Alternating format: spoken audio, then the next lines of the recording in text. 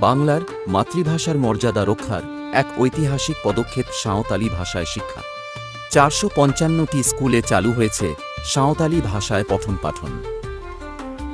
সাঁওতালি সমাজের ছাত্রছাত্রীদের সুবিধার্থে কলা বিজ্ঞান ও বাণিজ্য বিভাগের বহু নতুন পাঠ্যপুস্তক সাঁওতালি ভাষায় অনুবাদ করা হয়েছে।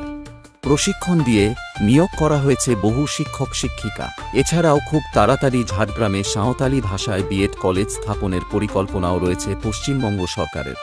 তাদের সংস্কৃতির সুরক্ষা, উৎসব ভাষা ও লিপিকে রাজ্য সরকার স্বীকৃতি দিয়েছে সম্মানের সাথে। এমনকি সরকারি নথিতেও সাঁওতালি ভাষার ব্যবহার শুরু করেছে পশ্চিমবঙ্গ সরকার। ভবিষ্যতের জন্য দৃঢ় পদক্ষেপ। মমতা বন্দ্যোপাধ্যায়ের দূরদর্শিতায় সাঁওতালি ভাষার নবদিগন্ত উন্মোচন হতে চলেছে। ধন্যবাদ মমতা বন্দ্যোপাধ্যায়কে।